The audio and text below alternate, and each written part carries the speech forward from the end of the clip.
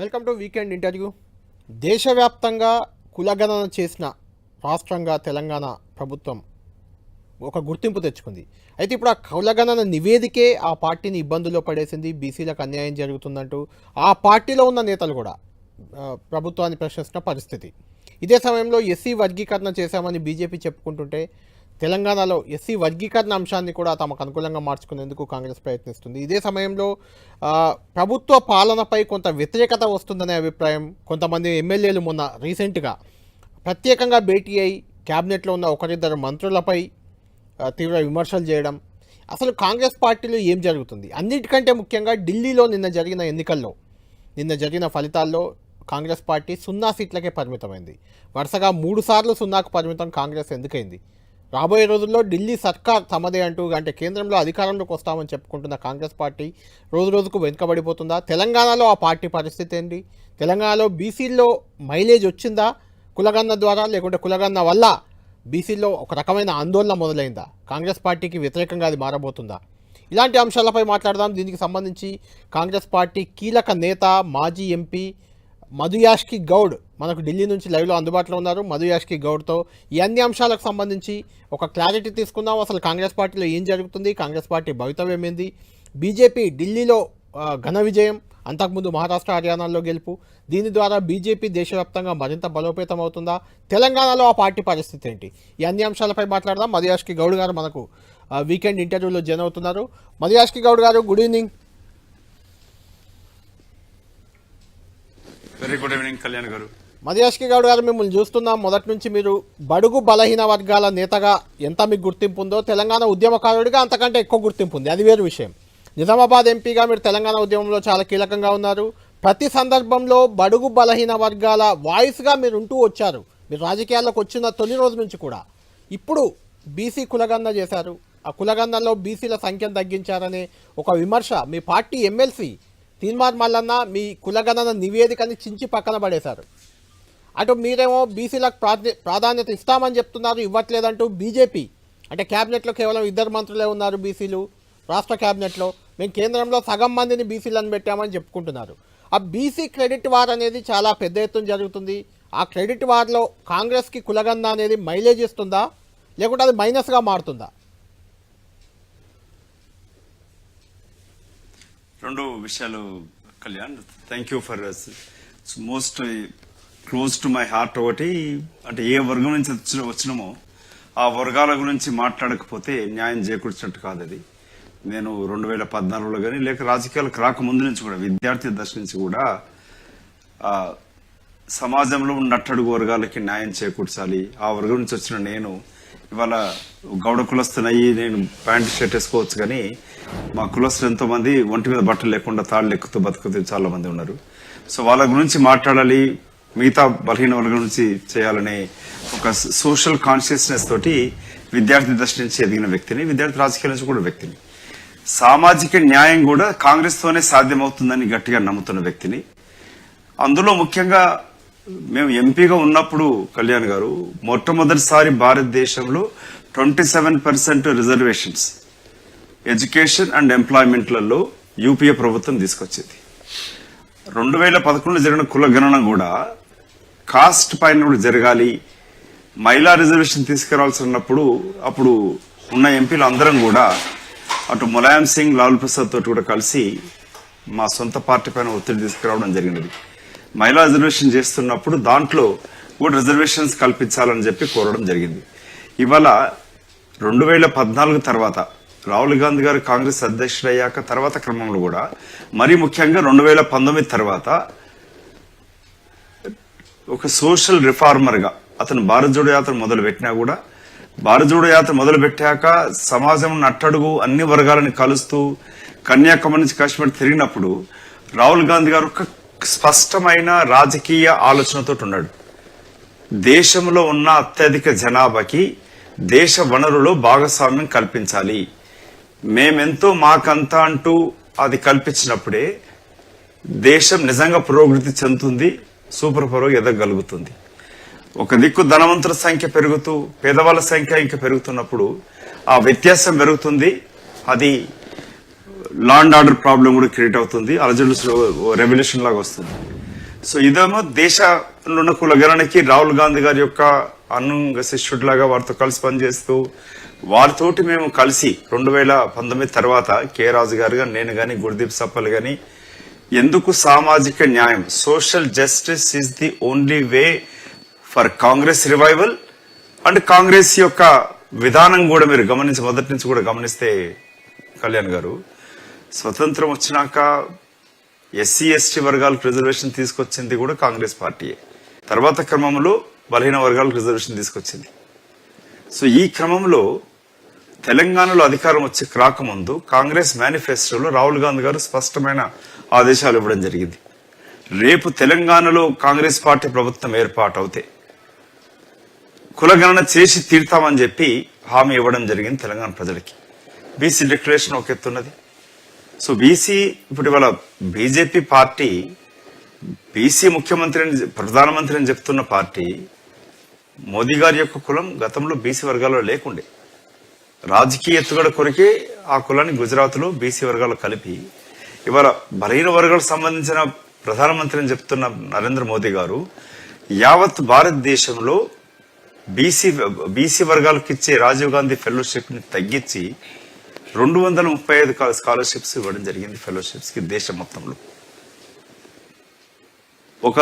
ఒక దిక్కేమో ఈ బీసీ వర్గాలకి చదువుకునే అవకాశాలు లేకుండా ప్రైవేటీకరణతోటి ఉన్న ఎయిర్పోర్టు మైన్స్ అన్ని కూడా ప్రైవేటీకరణ చేయడంతో కొన్ని బడా పారిశ్రామిక ఇవ్వడంతో కూడా రిజర్వేషన్స్ అమలు చేయకుండా పోతా ఉంది.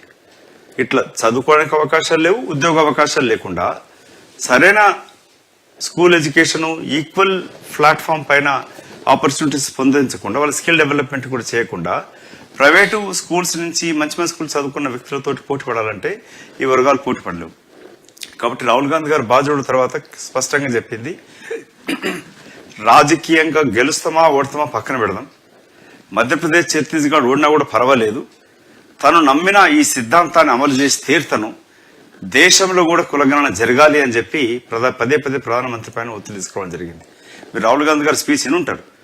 కేంద్ర కేబినెట్ సెక్రటరీ తర్వాత సెక్రటరీస్ ఉన్న దాంట్లో కూడా ప్రిన్సిపల్ సెక్రటరీస్ కానీ జాయింట్ సెక్రటరీస్ కానీ 90% మంది అగ్రకులాలకు సంబంధించిన వాళ్ళు ఉన్నారు.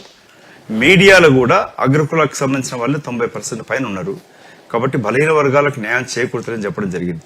ఇవాళ న్యాయ వ్యవస్థలో కూడా ఈ అట్టడుగు వర్గాలకు సంబంధించిన వాళ్ళ యొక్క ప్రాతినిధ్యం లేకుండా పోతుంది. కాబట్టి అందుకే ఈ తెలంగాణలో దేశానికే ఒక దిక్సూచిగా ఉండేటట్టుగా కులగణన జరిగి తీరాలని చెప్పి ఎలక్షన్స్ హామీ దాన్ని అమలు చేసేదాన్ని కూడా రాహుల్ గాంధీ గారు వచ్చే ప్రధానంగా ప్రారంభించడం జరిగింది. కులగణన జరిగినది ఏకసభ్య కమిషన్ తోటి కోర్టు ఆదేశాలతోటి స్పెషల్ కమిషన్ ఏర్పాటు చేసి 165 కోట్ల ఖర్చు పెట్టి కులగణన జరగడం జరిగింది. దీంట్లో నిన్ననే బీసీ వెల్ఫేర్ మంత్రి అయిన పొన్నం ప్రభాకర్ దగ్గర సెక్రటరియేట్ లో బీసీ వర్గాలకు సంబంధించిన తరతరాలుగా పోరాటం చేస్తున్న వివిధ సంఘాల నాయకులు, ఎంపీ కృష్ణయ్య గాని, మిగతా ఎంపీ మాజీ ఎంపీ అంజన్ కుమార్, నేను, షెట్కర్, కేశవరావు గారు వీళ్ళందరితోటి కలిసి మంత్రి పొన్నం ప్రభాకర్ గారు ఒక మీటింగ్ ఏర్పాటు చేయడం జరిగింది. ఇందులో మీరు అడిగిన ప్రశ్నకి 2 అంశాలు ఇక్కడ. ఒకటి, ఈ సంఖ్య అయితే పర్సెంటేజ్ వచ్చిందో 46% ఓబీసీలు, 10% ముస్లింస్ కలుపుకుంటే 56% అని, మైనార్టీస్ 2% హయ్యర్ ఇది 2.87% వచ్చింది కదా. దీంట్లో 2-prong అప్రోచ్ ఉండాలి. నేను 3-4 డేస్ బ్యాక్ రాహుల్ గాంధీ గారితో కలవడం జరిగింది. వారు ఆదేశించింది ఒకటి ఏంటంటే 42% లోకల్ బాడీ రిజర్వేషన్స్ పెంచడం అనేది ఒక ఎత్తు. దట్ ఈస్ గవర్నమెంట్ చూసుకుంటది, పార్టీ చూసుకుంటది. అతని ఆకాంక్ష ఏంటంటే కళ్యాణ్ గారు, I want to empower OBC, SC, ST, BC, minority along with OBC forward community పేదవాళ్ళకు 10% ఇవ్వడం జరిగింది. సో దీనికి చేయడానికి కొరకు తెలంగాణలో కులగణన జరిగి అక్కడ పక్కన పెట్టడం కాదు, దాన్ని సమర్థవంతంగా అందరికీ న్యాయం చేకూర్చే రీతిలో ఏ విధంగా దాన్ని అమలు చేయొచ్చిన దానిపైన పెద్దలు కంచైలయ్య గారిని, జస్టిస్ గారిని మిగతా వాళ్ళని కలిసి ఒక రిపోర్ట్ తయారు చేయడం జరిగింది. కులగణన వల్ల ఓసీ జనాభాని, ఓసీ పాపులేషన్ ని పెంచి చూపించారు, బీసీలది తగ్గించి చూపించారు. దీనివల్ల కులగణన వల్ల అంటే తెలంగాణలో జరిగిన కులగణన వల్ల బీసీలకు నష్టమే అనే అభిప్రాయం చాలామంది, అంటే మీ విపక్ష నేతలు ఎలాగో అంటారు, మీ సొంత పక్షంలో ఉన్న తీన్మార్ మల్లన్న, ఆయన మీ ఎమ్మెల్సీ కూడా, అలాంటి వ్యక్తి కూడా దాన్ని చింపేశాడు, పక్కన పడేశాడు. అంటే ఈ కులగన్నను మధుయాష్కి సమర్థిస్తున్నారా? ఇందులో సంఖ్య కరెక్ట్ అనుకుంటున్నారా మీరు?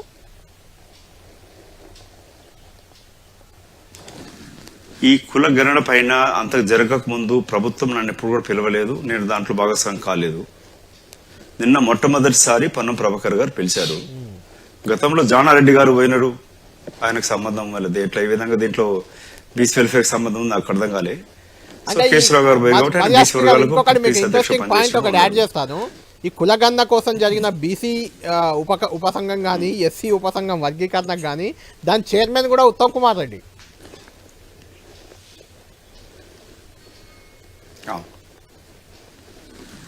ఉపసంఘం ఒక ఎత్తు.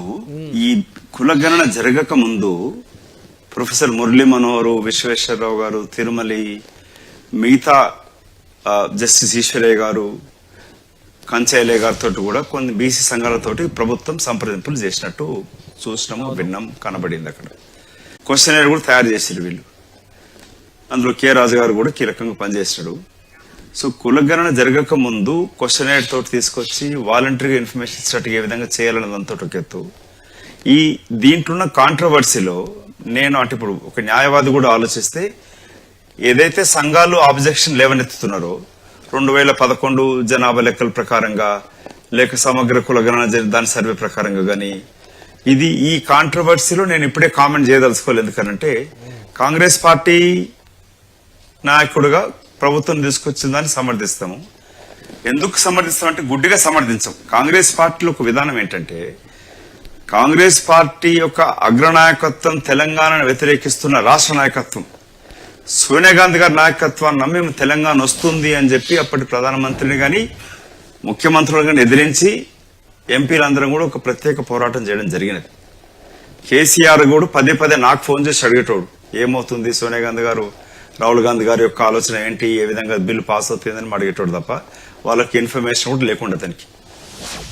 సో నేనేం చెప్తున్నానంటే, కాంగ్రెస్ పార్టీది రాహుల్ గాంధీ గారి యొక్క ఆదేశానుగుణంగా జరుగుతున్న కుల గణన సర్వే, ముఖ్యమంత్రి నుంచి తోడుకొని కార్యకర్త వరకు వారి యొక్క ఆదేశాన్ని అమలు చేసి తీరాల్సిందే.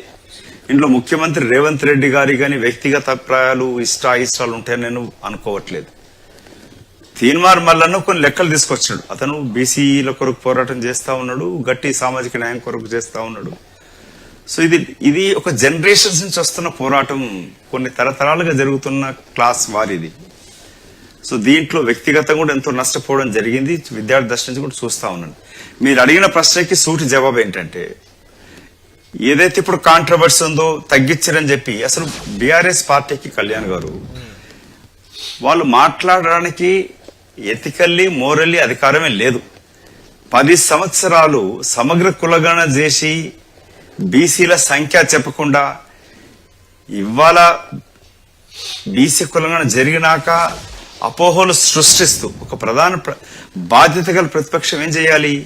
ఒకవేళ నిజంగానే బీఆర్ఎస్ పార్టీకి సామాజిక న్యాయం పైన చిత్తశుద్ధి ఉంటే కళ్యాణ్ గారు, ప్రభుత్వం ప్రతిపక్ష పార్టీలు కూడా అడిగినది, ఆహ్వానించినది.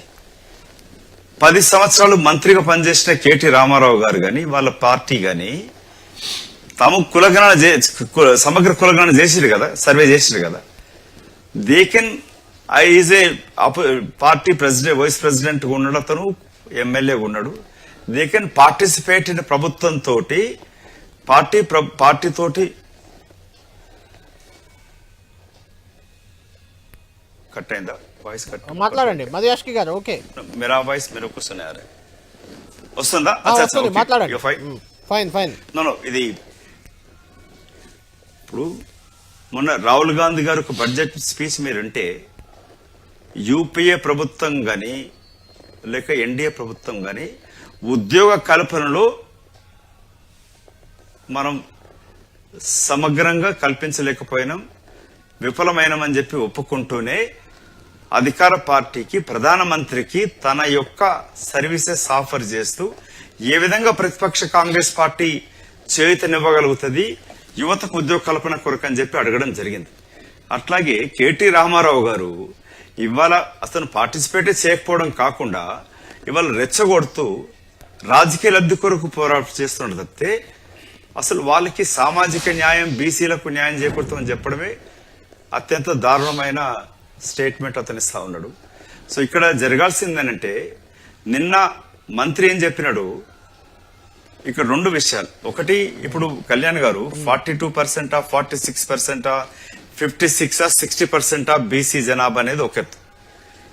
ఒకవేళ అజ్యూమింగ్ ఫర్ ఎగ్జాంపుల్ 60% వరకు ఎదిగింది అనుకుందాం, 3.6 అక్కడ 22 డాక్టర్ వినయ్ గిట మాట్లాడుతూ ఇది 3.6 కాదు ఇంకా 11% వరకు ఉంటది జనాభా ఈ సర్వేలో పార్టిసిపేట్ చేయందని చెప్పి చెప్తూ వస్తారు వాళ్ళు. ఒకవేళ ఈవెన్ అజ్యూమింగ్ 56 or 60% వచ్చింది అనుకుందాం ఒకవేళ, బట్ రిజర్వేషన్ 60% ఇవ్వలేం కదా, 42% ఇవ్వగలుగుతాం. ఇప్పుడు 42% రిజర్వేషన్స్, పొలిటికల్ రిజర్వేషన్ ఇవ్వడమే ఇస్తూనే కామారెడ్డి డిక్లరేషన్ లో కాంగ్రెస్ పార్టీ ఒకటి హామీ ఇచ్చింది, 42% కాంట్రాక్ట్స్లలో కూడా సివిల్ కాంట్రాక్ట్లలో బీసీ వర్గాలకు ఇస్తామని చెప్పినాడు. అమెరికాలో కూడా కళ్యాణ్ గారు మీకు తెలుసు, ఇమిగ్రెంట్ ఉమెన్ అక్కడ వలస వచ్చి నివాసం ఉంటున్న మహిళలకి ఫెడరల్ కాంట్రాక్ట్ లో స్పెషల్ రిజర్వేషన్ ఉంటుంది. అంటే ఒక డెమోక్రటిక్ కంట్రీ రిజర్వేషన్ పాలసీ లేదనుకుంటున్నా అంటే అమెరికా దేశంలోనే డాక్టర్స్ వీసా రావాలనుకుంటే మారుమూల ప్రాంతాల్లో పనిచేసే డాక్టర్స్ కి స్పెషల్ గ్రీన్ కార్డ్ ఇస్తారు. పెద్ద పెద్ద కంపెనీలు including TV channel 10 TV channel లాంటి అక్కడ ఉన్నా కూడా అక్కడ ఈక్వల్ ఆపర్చునిటీస్ కింద నల్ల జాతీయులకు కూడా ప్రాతినిధ్యం ఇవ్వాలి.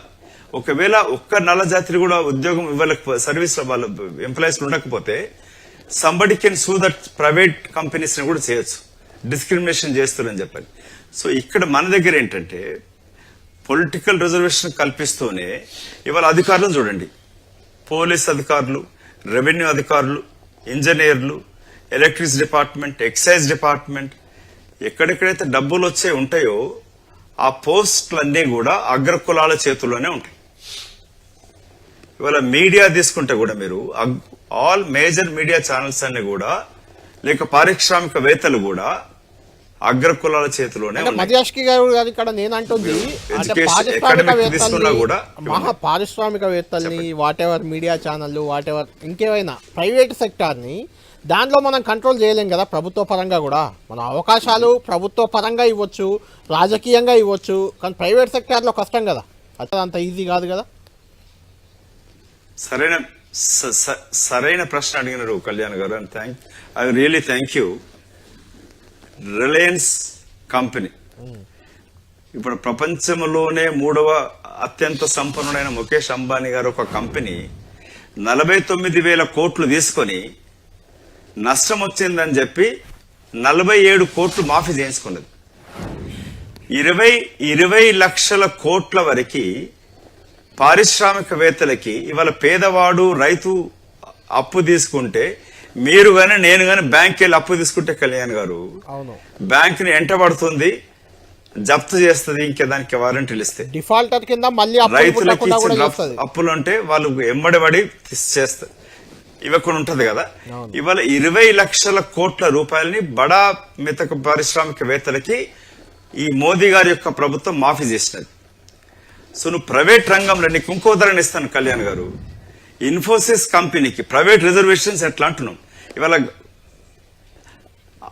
అపోలో హాస్పిటల్ ఢిల్లీలోనే కాకుండా హైదరాబాద్ లో జూబ్లీ హిల్స్ లో ప్రభుత్వం ల్యాండ్ ఇచ్చింది. ఆ ల్యాండ్ వాల్యూ ఇవాళ లక్షల కోట్లలో ఉంటది. వాళ్ళు ఏమని కమెంట్ చేసినారు, 25% ప్రభుత్వ భూమి తీసుకున్నప్పుడు పేదవాళ్లకు ఉచిత వైద్య సహాయం చేస్తామని చెప్పినాడు. ఢిల్లీలో గాని హైదరాబాద్ లో గాని అపోలో హాస్పిటల్ చేసింది గుండు సున్నా. ఇన్ఫోసిస్ కి హైదరాబాద్ సెంట్రల్ యూనివర్సిటీ నుంచి 400 ఎకరాలు ఉచితంగా ఇవ్వడం జరిగింది 20 కోట్ల రూపాయలకి. అప్పుడు మార్కెట్, నేను పార్లమెంట్ ప్రశ్నించడం జరిగింది దీనిపైన కళ్యాణ్ గారు, 10 కోట్ల రూపాయలకి ఎకరం, 400 కోట్లు మార్కెట్లో అమ్మితే 4,000 కోట్లు వస్తాయి. అప్పుడున్న ఆంధ్రప్రదేశ్ ప్రభుత్వం ఎంటైర్ ఆంధ్రప్రదేశ్ స్టేట్ లో ప్రభుత్వ స్కూల్స్ లో మారుమూల ప్రాంతాన్ని కూడా స్కూల్ బిల్డింగ్లు పక్కా కట్టించి టాయిలెట్స్ వాటర్ డ్రింకింగ్ వాటర్ ఏర్పాటు చేర్చగలుగుతాం 4,000 కోట్లలో. 20 కోట్లకి 80 కోట్లకి అయితే 80 కోట్లకి ఇస్తే ఇన్ఫోసిస్ ఒక పిటిషన్ పెట్టుకుంది, దాన్ని 20 కోట్లకు తగ్గించమని చెప్పి పిటిషన్ పెట్టుకుంది. ఆ సంవత్సరం ఇన్ఫోసిస్ యొక్క ఆదాయం 2,687 కోట్ల రూపాయలు. ఇప్పుడు ఈ 4,000 కోట్ల రూపాయల యొక్క ఆస్తి ఇన్ఫోసిస్ కంపెనీకి చేరితే పిఈ రేషియో తోటి పెరిగి ఇన్ఫోసిస్ యొక్క స్టాక్ వాల్యూ ఇంకా ఫర్దర్ పెరుగుతుంది. అంటే నేను చెప్తున్నంటే ప్రభుత్వ పబ్లిక్ కి సంబంధించిన ఆస్తులని ప్రైవేట్ కంపెనీలకు ఇచ్చినప్పుడు ఆ ప్రైవేట్ కంపెనీలలో వాళ్ళు ఇచ్చిన హామీ ప్రకారంగా కొన్ని ఉద్యోగాలు ఈ సెక్షన్స్ కి ఇవ్వాలనడం తప్పే ఉంది. అది వాళ్ళకున్న క్వాలిఫికేషన్స్ ప్రకారంగానే వాళ్ళు అవన్నీ తీసుకుంటారు. ఆ బెనిఫిట్ వాళ్ళకి ఎలక్ట్రిసిటీ సబ్సిడీ ఉంటుంది, వాటర్ సబ్సిడీ ఉంటుంది, ల్యాండ్ ఫ్రీగా ఇస్తా ఉన్నావు. వీళ్ళు ఇవన్నీ ఇచ్చినప్పుడు ఎందుకు అట్టడుగు వర్గాల కొరకు కొన్ని jobs as per they requirement and qualifications ఇవ్వచ్చు కదా. పెట్టచ్చు. మధ్యాష్కి గారు ఇక్కడ ఇంకొక ఇంట్రెస్టింగ్ ప్రశ్న ఏంటంటే పక్కన పెడతాం. ఒక చిన్న మాట ఇవాళ మెగా కంపెనీ అనేది ఒకటే మాట. మెగా కంపెనీ అనేది 2005-6లో కిర్లోస్కర్ కంపెనీకి సబ్ కాంట్రాక్టర్ పనిచేస్తా ఉండే. అప్పుడు కాంగ్రెస్ పార్టీ, తెలుగుదేశం, వైఎస్ఆర్సీపీ, ఇప్పుడు టీఆర్ఎస్ పార్టీ, ఇప్పుడు కాంగ్రెస్ పార్టీ, అన్ని ప్రభుత్వాలతో బీజేపీలు ఆల్ ప్రభుత్వాలు కాంట్రాక్ట్ ఇవ్వడంతో లక్షల కోట్లకి ఎదిగినాడు. ఏ కంపెనీ ఇప్పుడు నీకు నాకు ఎవరికైనా అవకాశం వచ్చినప్పుడే కదా నువ్వు గవర్నమెంట్ కాంట్రాక్ట్ 10-50 లక్షల కోట్ల రూపాయలు గవర్నమెంట్ కాంట్రాక్ట్స్ ఈ అట్టడుగు వర్గాలకి ఇస్తే వాళ్ళకు కూడా కంపెనీ రెవెన్యూ పెరుగుతుంది. రేపు పెద్ద కాంట్రాక్ట్ వాళ్ళు క్వాలిఫై అవుతారు. అట్లాగే పోస్ట్ ఇప్పుడు ఏ మేజర్ పోస్టింగ్ తీసుకుంటే కూడా అగ్రకులాలకే ఉంటున్నాయి. మీరు కాంట్రాక్ట్ల టాపిక్ తెచ్చారు కాబట్టి అదే అంశానికి వద్దాం. అంటే ఈ వర్గీకరణకు సంబంధించిన అందులో ఇంకొక ఇంట్రెస్టింగ్ ఇందులోనే ఒక పాయింట్ ఉంది, నేను మర్చిపోయాను. బండి సంజయ్ గారు అంటున్నారు ఇప్పుడు, కరీంనగర్ ఎంపీ, కేంద్ర మంత్రి కూడా, ఈ మైనార్టీలను కూడా బీసీ కోటాలో రేపు కలపబోతున్నారు, దాంతో బీసీలకు ప్రమాదం పొంచి ఉంది రాజకీయ రిజర్వేషన్లలో. ఈ 42%లోనే మైనార్టీలు వస్తారు, అప్పుడు రిజర్వేషన్లో మైనార్టీ కోటా బీసీ కోటాను లాక్కుంటారు వాళ్ళు అనేది ఒక ఆందోళన, ఒక భయం వ్యక్తం చేస్తుంది బీజేపీ. ఇప్పుడు మంత్రి రాజ్యాంగం పైన ప్రమాణ స్వీకారం చేసిన బండి సంజయ్ గారు మైండ్ పనిచేస్తలేదు ఆయనకి. ఒక బాధ్యత గల మంత్రి పదవులు ఉన్న వ్యక్తి రాజకీయం గెలిపోవటంలో ఒక ఎత్తు, ఆరోపణలు చేయడం ఒక ఎత్తు అవుతే, ఇవాళ మైనార్టీల కొరకు 4% రిజర్వేషన్ మనం కల్పించాం. మైనార్టీ కాదు, ఇక్కడ స్పష్టంగా చెప్తాను కళ్యాణ్ గారు, మనం ఇప్పుడు బీసీలలో హిందువులు మంగళ పని చేసే వాళ్ళు ఉంటారు, హిందువులు దోబి పని చేసే వాళ్ళు ఉంటారు, అదే ముస్లింస్ కూడా ఎయిర్ కట్ చేసేవాడు మంగళ పని చేసే వాళ్ళు ఉంటారు కదా, బట్టలు ఉతికేవాడు కూడా ఉంటాడు కదా. రిజర్వేషన్స్ ఎప్పుడే గాని మతం పేరు పైన మనం ఇవ్వాలని రాజ్యాంగం చెప్పట్లే. వృత్తి, సామాజిక, ఆర్థిక వెనుకబాటుతనంతో ఇస్తుంది. మంగళ పని చేసే హిందువుకి రిజర్వేషన్ వచ్చినప్పుడు అదే వృత్తి చేసుకుంటున్నా ముస్లింకి ఎందుకు ఇవ్వకూడదు? సాకలి పని చేసుకుని హిందువుకి ఇచ్చినప్పుడు అదే పని చేసుకుంటున్నా ముస్లింకి ఎందుకు ఇవ్వకూడదు? వాళ్ళు కూడా మన దేశంలో సిటిజన్సే కదా. భారతదేశ విభజన జరిగినప్పుడు భారతదేశంలో ఉంటామని చెప్పి వాళ్ళు ఉన్నారు కదా, వాళ్ళకి సమాన హక్కులు ఉంటాయి కదా. రాజ్యాంగం హిందువులకు వేరు ముస్లింస్కి వేరైన హక్కులు ఇవ్వలేదు కదా. అదే ప్రధానమంత్రి చెప్తా ఉంటాడు, ముస్లింస్ కూడా మా భారతదేశ పౌరులని చెప్తా ఉంటాడు. అంటే వాళ్ళు ఎలక్షన్స్ చూసారు. ఒక మాట, తెలంగాణలో బీజేపీ పార్టీ బండి సంజయ్ గారు ఇట్లాంటి మత కలహాలు రెచ్చగొట్టి, నేను విద్యార్థి దర్శనం చూస్తా ఉన్నాను. అప్పుడు ఓల్డ్ సిటీలో కళ్యాణ్ గారు మేము కాలేజీలో ఉన్నప్పుడు సలావుద్దీన్ ఓవైసీ బీజేపీ పార్టీ అన్న నరేందర్ గారు ఓల్డ్ సిటీ రాజకీయాలు చేసేవాళ్ళు. వాళ్ళు ఉంటుండే ఎక్కడ ఉండేదేమో హిమాయత్ నగర్ ఉంటుండే, కానీ వాళ్ళ మీటింగ్లు రెచ్చగొట్టి మాట్లాడేవాళ్ళు. హిందువులకు వ్యతిరేకంగా ముస్లింస్ వ్యతిరేకంగా మాట్లాడి రాజకీయ లబ్ధి కొరకు చేస్తుంది. వాళ్ళ బండి సంజయ్ కూడా అదే పని చేస్తున్నాడు. అట్లీస్ట్ అతను ఎంపీఏ కాకుండా రాజ్యాంగం పైన ప్రమాణం చేసి మంత్రి అయినాడు. మంత్రి అయినప్పుడు సోయితో మాట్లాడడం నేర్చుకోవాలి బండి సంజయ్. ఇవాళ రిజర్వేషన్స్ ఏమంటున్నది, ఈ దూదేకుల నుంచి తోడుకొని మనం కొన్ని కేటగరైజ్ చేసినాం ముస్లింస్ వాళ్ళు కూడా. వాళ్ళు ముస్లిమ్స్ లో కూడా మహమ్మద్ అని సయ్యద్ అనుకుంటా కొన్ని అగ్ర కులాల లాగా వాళ్ళకుంటారు, బ్రాహ్మణ్ రెడ్లు వీటిలాగా. సో వెనకబాటు తర వాళ్ళకి రిజర్వేషన్ ఇస్తా ఉన్నాం. అది కూడా వాళ్ళు చేస్తున్న వృత్తి పని కానీ మతం కులం తోటి ఇవ్వట్లేదు. సంజయ్ చెప్తుంది ఏంటంటే, బండి సంజయ్ గారు చెప్తుంది. సో ఇక్కడ బండి సంజయ్ పచ్చి అబద్ధం. ఓకే చెప్పండి. బీసీలకు ఎలాంటి నష్టం ఉండదు, మైనార్టీలకు రాజ్యాంగాన్ని వ్యతిరేకం పచ్చి అబద్ధం మాట్లాడుతా ఉన్నాడు. అబ్సల్యూట్లీ ఉండదు. మనము అడిషనల్ 4% రిజర్వేషన్ కల్పించాం. బీసీలకు గతంలో 27% రిజర్వేషన్ తగ్గించకుండా 49 of 50 వరకు 50% క్యాప్ ఉండే ఇప్పుడు 10% టీబీసీ కోట వచ్చినాక సుప్రీం కోర్టు ఏమన్నాడు మధ్య మాట. రాజకీయ ఉద్యోగ విద్యా అవకాశాల్లో ఏబిసిడి వర్గీకరణ ఉంది బీసీలో, కానీ రాజకీయ అవకాశాల్లో రేపు రాబోయే రోజుల్లో ఏబిసిడి వర్గీకరణ ఉండదు కదా. చేయొచ్చు, దాంట్లో తప్పేముంది. రేపు మనం లోకల్ బాడీ రిజల్ట్ కల్పిస్తున్నప్పుడు మోస్ట్ బ్యాక్వర్డ్ క్లాసెస్ కి సరైన అవకాశం ఇవ్వాలి. మేము ఇప్పుడు షాద్నగర్ ఎమ్మెల్యే ఉన్నాడు, శంకర్ గారికి ఇచ్చాం. మోస్ట్ బ్యాక్వర్డ్ క్లాసెస్ కి కూడా ప్రాతినిధ్యం ఇవ్వాలి. బీసీలు అంటే గౌడ్లు, మున్నూరు కాపు, యాదవులు, పద్మశాలీలు ముద్రాజులే కాదు కదా, మిగతా కులాలు కూడా ఉన్నాయి కదా, మోస్ట్ బ్యాక్వర్డ్ కులాలు కూడా ఉన్నాయి. వాళ్ళకు కూడా ప్రాతినిధ్యం ఇవ్వాలి. ఎందుకు వర్గీకరణ? మీరు అన్నట్టు బీజేపీ పార్టీ వర్గీకరణ చేయలే, గౌరవ సుప్రీంకోర్టు ఆదేశించింది. సుప్రీంకోర్టు ఇచ్చిన దాంట్లో ఓన్లీ ఎస్సీల గురించి అని చెప్పలే. కంచేల గారు ఆర్టికల్ రాసినారు, that categorization applies to BCs also, SC STs also. Plus కేంద్ర ప్రభుత్వం యొక్క రెస్పాన్సిబిలిటీ, జాతీయ స్థాయిలో సెన్సస్ చేసి తీరాల్సిన బాధ్యత కేంద్ర ప్రభుత్వం పైన ఉన్నది. రైట్. మధుయాష్కి గారు, బీసీ ఎస్సీ వర్గీకరణ అంశం చాలా మాట్లాడాం మనం. ఇక రాజకీయ అంశాలకు వద్దాం. మీరు క్రియాశీల రాజకీయ నాయకుడు కూడా కాంగ్రెస్ పార్టీలో కాబట్టి, మొన్న ఈ మధ్య మీ 10 మంది ఎమ్మెల్యేలు భేటీ అయ్యారు. క్యాబినెట్లో మంత్రులు ఎవరో మమ్మల్ని పట్టించుకోవట్లేదు, మా పనులు ఏవి కావట్లేదు, నిధులు రావట్లేదు అని ఎమ్మెల్యేలు వాళ్ళలో వాళ్ళు చాలా ఆవేదన వ్యక్తం చేశారు. ఆ బయటకు కూడా వచ్చింది, ఆ మీటింగ్ ఎజెండా కూడా బయటకు వచ్చినట్టుంది. అంటే గతంలో కేసీఆర్పై ఇదే విమర్శలు చేశారు మీరు, కేసీఆర్ ఎవరిని పట్టించుకోవట్లేదు, ఎవరిని దగ్గర కానివ్వట్లేదని. ఇప్పుడు మీ క్యాబినెట్ మంత్రులే అసలు ఎవరిని పట్టించుకోవట్లేదట, ఎమ్మెల్యేలని ఫోన్ చేస్తే ఎత్తట్లేదట, పని చెప్తే చేయట్లేదట, అన్ని పర్సంటేజీలు తీసుకుంటున్నారట మంత్రులే, అది మీ ఎమ్మెల్యేలే అంటున్నారు. అసలు ఏం జరుగుతుంది కాంగ్రెస్ ప్రభుత్వంలో, కాంగ్రెస్ పాలనలో? ప్రజాపాలన అని చెప్తున్నారు, మీకేమనిపిస్తుంది? కేసీఆర్ పాలనకి కాంగ్రెస్ పాలనకి చాలా వ్యత్యాసం ఉంది.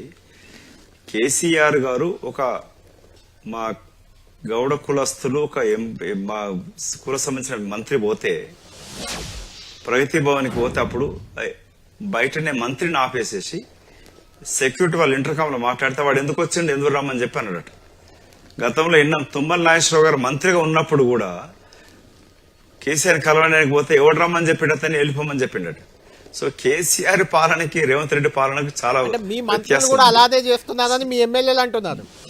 8th జనవరి చెప్తా నేను దాన్ని కూడా ఆన్సర్ ఇస్తున్నాను. 8th జనవరి పబ్లిక్ అఫైర్స్ కమిటీ మీటింగ్ లో మా జాతీయ నాయకులు కేసీ వేణుగోపాల్ గారు, జనరల్ సెక్రటరీ, ఆర్గనైజేషన్ ఇన్ఛార్జ్ వచ్చినాడు. ఆ రోజు పేపర్లో కూడా వచ్చింది. ఇప్పుడు నేను అదేం సీక్రెట్ ఏం లేదు, ఇప్పుడు మాట్లాడచ్చు, దానిపైన మాట్లాడచ్చు. ఆ రోజు మీటింగ్లు ఏంటంటే మంత్రులకు అతను వార్నింగ్ ఇచ్చినాడు. అన్ని మంత్రులు అందరూ మాట్లాడుతూ అన్ని సవ్యంగా ఉందని చెప్తుంటే అతను మాట్లాడేటప్పుడు చెప్పినాడు, మీరు అన్ని సవ్యంగా ఏం లేదు, మీ పైన ఎమ్మెల్యేలు అసంతృప్తిగా ఉన్నారు, మీరు టైం ఇవ్వట్లేదు ఎమ్మెల్యేలకు అని చెప్పి. ఎమ్మెల్యేల పైన కార్యకర్తలు అసంతృప్తిగా ఉన్నారు, ఎందుకంటే ఎమ్మెల్యేలు కార్యకర్తలను కలవట్లేదని. సో మీరు ఎమ్మెల్యేలు అయినారు, మంత్రులు అయినారు, వాట్ అబౌట్ కార్యకర్తలు 10 ఏళ్లకెళ్లి కష్టపడి కేసులు పెట్టించుకొని పనిచేస్తున్న వాళ్ళకి ఇప్పటిదాకా నామినేటెడ్ పోస్టులకి ఎందుకు ఇవ్వలే? అప్పుడున్న పిసిసి అధ్యక్షుడికి, ఇన్ఛార్జ్ జనరల్ సెక్రటరీకి, ముఖ్యమంత్రి గారికి, డిప్యూటీ ముఖ్యమంత్రి గారికి ఆదేశాలు ఇవ్వడం జరిగింది. 15 రోజులలో పెండింగ్ లో ఉన్న నామినేటెడ్ పోస్టులను ఇవ్వమని చెప్పినాడు. పార్టీ పిసిసి కార్యవర్గం ఏర్పాటు చేయమని చెప్పినాడు. ఎక్స్పాన్షన్ కొరకు కూడా వెంటనే మీటింగ్ రమ్మని చెప్పినాడు. సరే మినిస్ ఎక్స్పాన్షన్ అది ఏది ముఖ్యమంత్రి యొక్క కాలేదు prerogative. ఏది కాలేదు మీరు నేను లేవనెత్తిన చెప్పింది 10 ఏది కాలేదు ఎమ్మెల్యేల యొక్క మల్లేష్ గౌడ్ అంశం గారు ఏదైతే ఉందో ఒక నిమిషం 10 ఎమ్మెల్యేల అంశం ఏదైతే కేసీ ఉందో వేణుగోపాల్ ఇక్కడ ఏ ఆదేశించిన మంత్రి అయినా ఒక్కటి సరే అమలు కాలేదు ఒకటి చెప్పండి. రెండోది కేసీఆర్ ప్రభుత్వంపై 10 ఏళ్లలో ఇలాంటి విమర్శలు వచ్చాయి కార్యకర్తలకు ఎమ్మెల్యేలు అందుబాటులో ఉండరు ఎమ్మెల్యేలకు మంత్రులు ఉండరు మంత్రులకు కేసీఆర్ ఉండరు అని 10 ఏళ్ల తర్వాత వచ్చింది మీకు ఏడాది తర్వాతే ఆ పరిస్థితి వచ్చింది మరి దీన్ని ఎలా ఓవర్కమ్ చేస్తారు మంచిదే కదా ఏడాది లోపల ఇది తెలిసి వస్తే తెలిసి వచ్చిందా తెలిసి వచ్చిందా ఏడాది రూపాయలు తెలిసి వస్తే ఇప్పుడు సరిదిద్దుకుంటా కదా 101%. ఓకే సరిదిద్దుకుంటూ అధినాయకత్వం పిలిచి సివాట్లు కూడా పెట్టింది అహంకారం తగ్గించుకోమని చెప్పింది ఓకే మంత్రులు నేల మీదకి వచ్చి పనిచేయమని చెప్పింది అట్లాగే ఎమ్మెల్యేలు కూడా కార్యకర్తలకు అందుబాటులో ఉండమని చెప్పినారు సో కాంగ్రెస్ పార్టీలో ఈ కరెక్షన్స్ ఉంటుంది మరి ఎప్పుడు అక్కడ ఒకటే బాస్ టీఆర్ఎస్ పార్టీలో అంత కేసీఆర్ ఎవరు కలవడానికి లేదు కాంగ్రెస్ పార్టీలో అవకాశం ఉంటది ఇప్పుడు మీలాంటి సీనియర్ జర్నలిస్ట్ కూడా ఇప్పుడు మీరు విమర్శించినా కూడా మేము స్వీకరించి సరిదిద్దుకుంటాం కాంగ్రెస్ పార్టీ నామినేటెడ్ పోస్టుల భర్తీ ఎప్పుడు మంత్రివర్గ విస్తరణ ఎప్పుడు అవన్నీ పెండింగ్ పడిపోతున్నాయి మీరు అన్నట్టు కార్యకర్తలు ఎప్పటి నుంచో ఎదురు చూస్తున్నారు వాళ్లకు పీసీసీ కార్యవర్గం కూడా ఏర్పాటు కాలేదు దాదాపు ఏడాది అయింది పీసీసీ అధ్యక్షుడై కార్యవర్గం పైన పెద్దగా ఏముంటది ఇప్పుడు ఆల్రెడీ ఉన్నది ఎగ్జిస్టింగ్ ఉన్న కార్యవర్గం ఉన్న ఏం చేస్తా యాక్టివిటీస్ పైన ఎక్కువ ఉండాలి కానీ కార్యకర్తలకున్న మెయిన్ నామినేటెడ్ పోస్టులు కార్పొరేషన్స్ లో డైరెక్టర్ పోస్టులు కొన్ని మార్కెటింగ్ కమిటీలు అయినాయి టెంపుల్ కమిటీస్ ఉన్నాయి ఇవన్నీ వెనువెంటనే చేయాలని చెప్పి కోరుతా ఉన్నారు ముఖ్యమంత్రి గారికి మేము చెప్పినాము so ultimately PCC president and ముఖ్యమంత్రి కూర్చొని చేయాలా సో మొన్న కూడా మీటింగ్ వస్తే చెప్తున్నారు పీసీసీ బాడీ 2-3 days అంటున్నారు నేను ఇవాళ కొందరు ముఖ్య నాయకులను ఢిల్లీలో కలవడం జరిగింది మంత్రి విస్తరణ కూడా మొన్న ఒక కీలక చర్చకు వచ్చింది దాంట్లో 4 పోస్టుల పైన క్లారిటీ ఉంది 6 వేకెన్సీస్లలో ఇంకో 2 వేకెన్సీల పైన కొంచెం ఇంకా డిసిషన్ చేయలేకపోయినారు మైనార్టీ ప్రాతినిధ్యం కూడా వహించాల్సింది ఉంది ఇక్కడ సో బీసీలలో కూడా ప్రాతినిధ్యం పెంచాలి మంత్రివర్గంలో అది ఈ 2-3 days లో క్లారిటీ వస్తే CM has to decide take a decision right Madhuyashki గారు ఇంకొక కీలకమైన అంశం నిన్ననే ఢిల్లీ ఎన్నికల ఫలితం వచ్చింది మీరు ఢిల్లీపై రాబోయేది కాంగ్రెస్ ప్రభుత్వం అంటే కేంద్రంలో వచ్చేది మేమే అంటున్నారు అక్కడ చూస్తేనే ఢిల్లీ అసెంబ్లీ ఎన్నికల్లో మీ పార్టీకి 0 గత 3 సార్లు ఎన్నికల్లో కూడా 0నే వచ్చింది అంటే ఢిల్లీ మీద ఎందుకు కాంగ్రెస్ పార్టీ గతంలో షీలా దీక్షిత్ వరుసగా 3 సార్లు ఆమె సీఎంగా ఉన్న వ్యక్తి ఆమె కొడుకు కూడా పోటీ చేస్తే ఓడిపోయాడు ఎందుకు ఈ పరిస్థితి వచ్చింది అసలు కాంగ్రెస్కి భవిష్యత్తు కనిపిస్తుందంటారా ఈ ఫలితాల తర్వాత మహారాష్ట్ర హర్యానా ఇప్పుడు ఢిల్లీ మీరు ఢిల్లీ ఫలితాలు చూస్తే కళ్యాణ్ గారు గత 3 ఎన్నికల నుంచి 7కి 7 బీజేపీ గెలిచిన అసెంబ్లీలో బీజేపీ ఈసారి 48 వచ్చినాయి గతసారి 8 అంతకుముందు 32 ఎంత అనుకుంటున్నా సో నువ్వు అసెంబ్లీ ఎన్నికలకి పార్లమెంట్ ఎన్నికలకు వ్యత్యాసం ఉంటుంది ఇవాళ ఇంకో ముఖ్య నాయకుడితోటి బీహార్ ఎన్నికల పైన మాట్లాడుతూ ఉంటాయి అభిషేక్ సింగ్ గారితో మీటింగ్ ఉండే బీహార్ లో మేమంటే కాంగ్రెస్ పార్టీ కొన్ని ఎక్కువ సీట్లు తీసుకున్నప్పుడు అటు లాలూ ప్రసాద్ కొడుకు తేజస్వి యాదవ్ వాళ్ళ పార్టీ ఏమో 70% స్ట్రైక్ రేట్ వాళ్ళది కాంగ్రెస్ తీసుకున్న సీట్లలో 30% 33% గెలవగలిగాం దాంతో బీహార్ లో ప్రభుత్వం పోవడం జరిగింది సో ఇక్కడ కేంద్రంలో మొన్న తెలంగాణలో ఇంకో 4 సీట్లు కర్ణాటకలో ఇంకో 5-6 సీట్లు మధ్యప్రదేశ్ ఛత్తీస్గఢ్ ఇటు వచ్చి ఇంకో 20-25 సీట్లు అడిషనల్ గా గెలిచింటే నితీష్ అండ్ చంద్రబాబు నాయుడు గారు యూపీఏ కాంగ్రెస్ పార్టీ యొక్క భాగస్వాములు కలిసే వాళ్ళేమో సో ప్రభుత్వం ఏర్పడే అవకాశం కూడా ఉండే సో మన 100 సీట్ల వరకు అంటే అప్కి బార్ 400 పార్ అని చెప్పి గట్టిగా ఛాతీ దాచుకొని 50 చెప్పని ఇంచుకి ఛాతీ ఉన్న ప్రధానమంత్రి గారు చేర్చుకొని మాట్లాడితే కూడా 400 సీట్లు అయితే రాళ్ళు బోర్లా పడ్డాడు సో రాజకీయాలలో కూడా మీరు 2200 పైన సీట్లున్న కాంగ్రెస్ పార్టీ మేము 44 సీట్లు వస్తాను ఎప్పుడు ఊహించలే 8 సీట్ల నుంచి వాళ్ళ బీజేపీ పార్టీ ఢిల్లీలో 48 వరకు వచ్చింది ఎస్ మీరు అడిగిన ప్రశ్నకి కళ్యాణ్ గారు నేను ఇక్కడ ఢిల్లీ యూనివర్సిటీ స్టూడెంట్ ని ఢిల్లీలో కాంగ్రెస్ స్ట్రాంగ్ గా ఉండే 15 సంవత్సరాలు ఇవాళ ప్రతి ఒక్కరు మాట్లాడేది ఈవెన్ ప్రధానమంత్రి చెప్తాడు ఢిల్లీలో ఏమైనా అభివృద్ధి జరిగిందనంటే కాలుష్యం నివారణ తగ్గిందనంటే అది షీలా దీక్షిత్ గారి హయాంలో జరిగిందనేది షీలా దీక్షిత్ గారు 15 సంవత్సరాలు పరిపాలించినాక ప్రజలని ఇదే అరవింద్ కేజ్రీవాల్ ఈ స్కామ్లు, కామన్వెల్త్ స్కామ్ అని, 2G స్కామ్లు అని చెప్పని లేని ఆరోపణలను చేసి ఏ ఒక్క ఆరోపణ నిరూపించలేక కేజ్రీవాల్ ముఖ్యమంత్రిగా ఢిల్లీ ప్రజలకు క్షమాపణ చెప్పినాడు. శీలా దీక్షిత్ పైన తప్పుడు ఆరోపణలు చేసినని చెప్పని. అప్పుడేమైంది, 15 సంవత్సరాల పరిపాలన చేసినాక ఫ్యాటిక్ ఉంటుంది, వ్యతిరేకత ఉంటుంది, యాంటీ ఇన్కమెంట్స్ పెరుగుతుంది. ఈ అసత్య అవినీతి ఆరోపణలతోటి అప్పుడు ఓడిపోవడం జరిగింది. తర్వాత ఎందుకు పుంజుకోలేకపోయామన్న దాంట్లో 2 కారణాలు ఇక్కడ. 2013లో కాంగ్రెస్ పార్టీ చేసిన పెద్ద తప్పు, 28 సీట్లు వచ్చినాయి ఆమ్ ఆద్మీ పార్టీ తోటి, 8 సీట్లు గెలిచిన కాంగ్రెస్ పార్టీ పొత్తు కలిపి 36 సీట్లతోటి ప్రభుత్వం ఏర్పాటు చేయడం జరిగింది.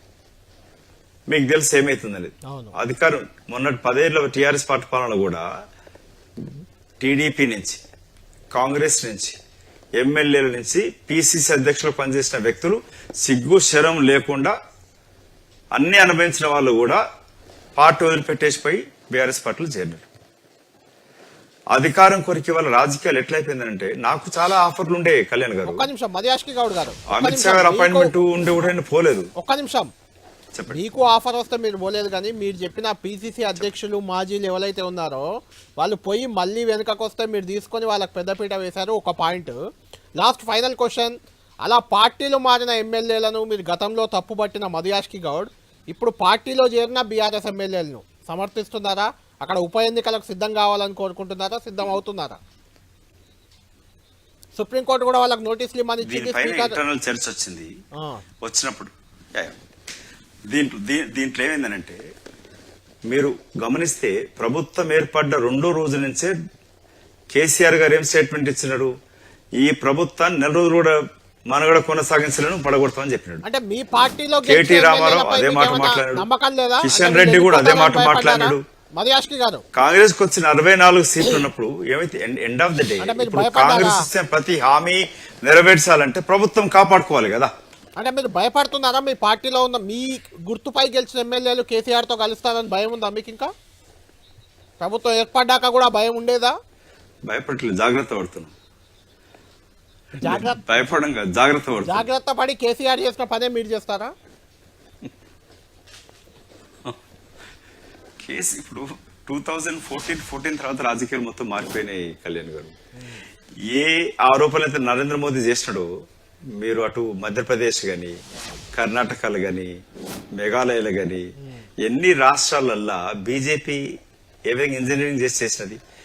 87 సీట్లు గెలిచిన KC, there is a difference ఇక్కడ. 87 సీట్లు గెలిచిన 2018లో కేసీఆర్ గారు ఎందుకు కక్కుర్తి పడి కాంగ్రెస్ పార్టీ ఎమ్మెల్యేలు నీ మీద ఎందుకు చేర్చుకున్నాడు? ఇవాళ ప్రజలు బుద్ధి చెప్పారు కదా. ఇవాళ ఎందుకు కాంగ్రెస్ పార్టీ ఎందుకు చేర్చుకుంటుందన్న దాంట్లో బీజేపీ, బీఆర్ఎస్ 2 కలిసి ప్రభుత్వాన్ని పడగొడుతున్న క్రమంలో ఆత్మరక్షణ కొరికి, మన భారత రాజ్యాంగంలో ఉంది కదా, ఆత్మరక్షణ కొరికి నీ ప్రాణాపాయం ఉన్న సమయంలో నీ ప్రాణరక్షణ కొరకి నువ్వు ఎదుటి వ్యక్తిని చంపవచ్చు. సో కాంగ్రెస్ పార్టీ ప్రభుత్వం రక్షించుకోవాలనుకుంటే మిగతా పార్టీకి వచ్చే ఎమ్మెల్యేలను చేసుకోవాలి. ఫైనల్ క్వశ్చన్, ఇక్కడ ఉప ఎన్నికలు, ఈ 10 స్థానాల్లో ఉప ఎన్నికలు వస్తాయని మీరు అనుకుంటున్నారా? మీరు బీయింగ్ ఎన్ అడ్వకేట్ ఏం చెప్తారు? ఉప ఎన్నికలకు సిద్ధంగా ఉందా కాంగ్రెస్ పార్టీ కూడా? కాంగ్రెస్ పార్టీ రాజకీయ పార్టీగా ఎప్పుడు ఎన్నికలు వచ్చినా సిద్ధంగా ఉండాల్సిందే కళ్యాణ్ గారు. దానికి బీజేపీ ఇవాళ ఇంతకుముందు కూడా మాట్లాడుతున్నప్పుడు ఎన్నికలు అనౌన్స్ అయినాక సిద్ధంగా ఉంటే గెలవలేము. లాంగ్ టర్మ్ స్ట్రాటజీ బూత్ నుంచి రాష్ట్ర స్థాయి వారికి పటిష్టపరచాలా, అదొక ఎత్తు. ఉప ఎన్నికలు వస్తాయని అనుకోవట్లే నేను. ఎందుకంటే గౌరవ సుప్రీంకోర్టు కూడా టైం ఫ్రేమ్, అంటే there is a clear demarcation of between the legislative, judiciary and government పైన. సో ఇక్కడ సుప్రీంకోర్టు కూడా డైరెక్ట్ స్పీకర్ ని ఆదేశించలేదు, కాబట్టి అడ్వైజ్ చేయగలరు. కాబట్టి మీరు అవకాశాన్ని అడ్డం పెట్టుకొని వాళ్ళపై వేటు వేయరు, ఉప ఎన్నికలు రావు, ఇది క్లియర్ గా మీరు చెప్తున్నారు. Okay, thank you Madhu Yashki Goud గారు. నేను వ్యక్తిగతంగా రాజకీయ సవరణ జరగాలి, ఈ ఫిరాయింపులు ఆగాలి. ఫిరాయింపులు జరిగినప్పుడు రాజీనామా చేసి రావాలనేది నా వ్యక్తిగత అభిప్రాయం. అసలు ఈ ఫిరాయింపులకు వ్యతిరేక చట్టం తీసుకొచ్చింది రాజీవ్ గాంధీ ఆమె జరిగింది. రాహుల్ గాంధీ గారు కూడా సమాజంలో రేపు మర్యాదకి గారు పౌరులు రాహుల్ రాజకీయ గాంధీ కూడా నాయకులను ఎన్నికల గౌరవించాలనుకుంటే రాజకీయ నాయకులు ఇజ్జత్ పెరగాలంటే ఈ ప్రేమ చట్టం చేయాలి. ఎన్నికల ప్రచారంలో తీసుకురావాలి, రాహుల్ సవరణ గాంధీ గారు తీసుకురావాలి. కూడా ఇట్లా పార్టీ మారిన వెంటనే సవరణ అనర్హత వేటు తీసుకురావాలి. వేయాలన్నారు, కానీ అది అమలు కాలేదు, అమలు అయ్యేలా లేదు. చూడాలి మరి అది ఎప్పుడు అమల్లోకి వస్తుందో. రైట్, థ్యాంక్ యూ మధ్యాష్కి గౌడ్ గారు. ప్రజల నుంచి వచ్చిన చూసినప్పుడు జరుగుతారు. థ్యాంక్ యూ కళ్యాణ్ గారు. Right, thank you. మొత్తానికి ఫిరాయింపుల విషయంలో మాత్రం మధ్యాష్కి గౌడ్ గారు అంత ఏమాత్రం సంతృప్తిగా లేనట్లే మనకు కనిపిస్తుంది. అయితే బీసీ కులగన్న అనేది మాత్రం ఖచ్చితంగా కాంగ్రెస్ పార్టీకి ఒక మైలేజ్ ఇచ్చే అంశంగా ఆయన భావిస్తున్నారు. ఇది మధ్యాష్కి గౌడ్తో వీకెండ్ ఇంటర్వ్యూ.